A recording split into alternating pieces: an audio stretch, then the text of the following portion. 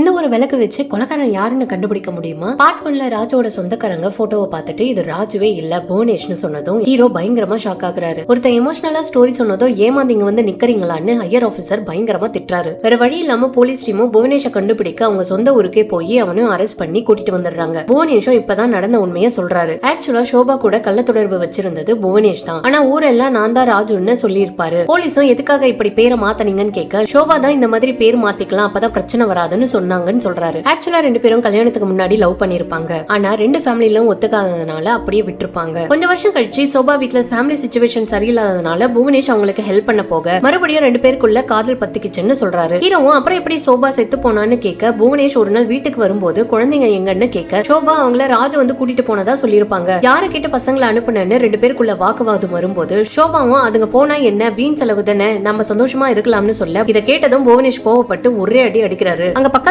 இருந்த கல்லு மேல இடிச்சு தலையில அடிபட்டு சோபா இறந்துட்டதா சொல்றாரு. சரி இதை கேட்டதும் அக்யூஸ்டே வாக்குமூலம் கொடுத்ததா சொல்லி கேஸையும் க்ளோஸ் பண்ணிடுறாங்க. அதே மாதிரி புவனேஷையும் அரெஸ்ட் பண்ணிடுறாங்க. ஒரு நாள் போலீஸ் ஸ்டேஷனுக்கு கோவால இருந்து கால் பண்ணி இங்கிலீஷ்ல பேசுறாங்க. அங்க இருந்த கான்ஸ்டபிளுக்கு இங்கிலீஷ் பேச தெரியாததால ஹீரோ வாங்கி பேச கேஸ் டீடைல்ஸ் வாங்கிக்கிறாரு. அப்பதான் ஹீரோவுக்கு ஒரு விஷயம் ஸ்ட்ரைக் ஆகுது. ஏற்கனவே ஸ்டேஷனுக்கு ஒரு கேஸ் பத்தி விசாரிக்க கர்நாடகால இருந்து கால் வந்திருக்கும். அந்த கேஸ் நடந்த ஏரியா பேரு பெல்லூரு. ஆனா ராஜுவோட ஃபேமிலி வந்திருக்கும் போது அவங்க சொன்ன ஊர் பேரு சித்ரஹள்ளி. புவனேஷ் சொன்ன ஸ்டோரியில பசங்க இருக்கிறதா சொன்ன ஊரு பெல்லூரு. ஹீரோக்கு ஏதோ தப்பா இருக்கேன்னு சென்ஸ் பண்ணி அதை பத்தி விசாரிக்க பெல்லூருக்கு போறாரு. அங்க ஸ்பாட்டுக்கு போய் என்ன நடந்ததுன்னு விசாரிக்கும் போது யாரோ ஒரு ஆளை போட்டு தள்ளிட்டு எரிச்சிருக்காங்க. அங்க பக்கத்துல இருந்த ஒரு விளக்கு எவிடன்ஸா கிடைச்சிருக்கும். அந்த விளக்கு வாங்கின கடை கேரளா இருந்து தான் வாங்கிருக்காங்கன்னு தெரிய வருது. ஆனா இந்த கேஸ் நடந்தது ஒரு வருஷத்துக்கு முன்னாடி. இத ஹீரோ கண்டுபிடிச்சதும் அதே கடைக்கு போய் விசாரிக்க ஹீரோக்கு கிடைச்ச ட்விஸ்டே வேற லெவல். இவ்வளவு நாளா புவனேஷ் சொன்ன எந்த ஒரு விஷயமும் உண்மையே இல்ல. இதுவும் போலீஸ சுத்த விட இருந்த கதை தான் தெரிஞ்சதும் போலீஸ் மொத்தமும் புவனேஷை சுத்தி வளைக்கிறாங்க. போலீஸும் அது எப்படி உலகத்திலே இல்லாத ஒருத்தனால சோபா பசங்களை கூட்டிட்டு போக முடியும்னு கேட்க புவனேஷ் அதை கேட்டதும் ஷாக் ஆகுறாங்க.